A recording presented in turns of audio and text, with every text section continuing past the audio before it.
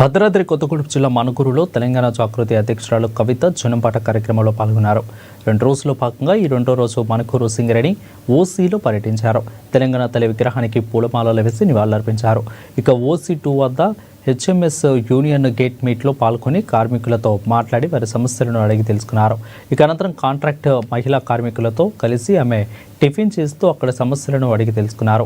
మణుగూరు పీకే ఓసీ2 ప్రైవేటీకరణకు కేంద్రం టెండర్లు పిలుస్తుందని, ప్రైవేటీకరణ జరిగితే మణుగూరు మనుగడ ప్రశ్నార్థకంగా మారుతుందని అన్నారు. సింగరేణి సిఆర్ఎండే ఇటీవల మాట్లాడిన మాటలు చూస్తే ఇంకా 3 సంవత్సరాలలో మణుగూరులో సింగరేణి ఉండదని ప్రజలు భయాందోళన చెందుతున్నారని అన్నారు.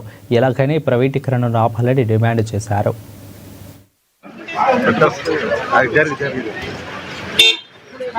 స్టాగ్నేట్ అయిపోవడం, ఉద్యోగులను కొత్తగా తీసుకోకపోవడం, లేదా స్థానిక ఉద్యోగులను తీసుకోకపోవడం, ఇట్లాంటి అనేక అంశాలు చెబుతా ఉన్నారు. ఇండస్ట్రియల్ కారిడార్ ఏదైతే ఒకప్పుడు మనం అనుకునే వాళ్ళమో కొత్తగూడెం అంటే ఇప్పుడు అట్లా లేకుండా కొత్త ఇండస్ట్రీస్ ఏమొచ్చినా ఇక్కడికి రానటువంటి పరిస్థితి కనబడతా ఉంది.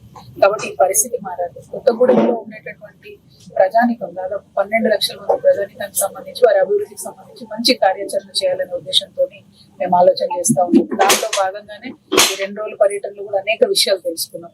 ప్రధానంగా ఇవాళ మేము ఇక్కడ శ్రీలతారెడ్డి గారి దగ్గర ఉన్నాము, శ్రీలత గారి దగ్గర ఉన్నాము. మన హెచ్ఎంఎస్ వైస్ ప్రెసిడెంట్ వారు, హెచ్ఎంఎస్ వైస్ ప్రెసిడెంట్, మేము తెలంగాణ జాగృతి హెచ్ఎంఎస్ కలిసి సింగరేణి కార్మికుల కోసం చేసేటువంటి కార్యక్రమాలను మీరు చూస్తూ ఉన్నారు.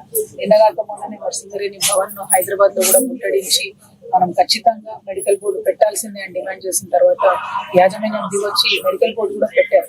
కానీ పెట్టినటువంటి మెడికల్ బోర్డు కూడా మోసం చేస్తూ వాళ్ళు పెట్టడం జరిగింది. అట్లా అనేకమైన కార్మికుల హక్కులకు సంబంధించిన అంశాలను కూడా రేపు పొద్దున మళ్ళీ మేము ఆయన దగ్గరికి వెళ్ళినప్పుడు అక్కడ కూడా మాట్లాడడం జరుగుతుంది.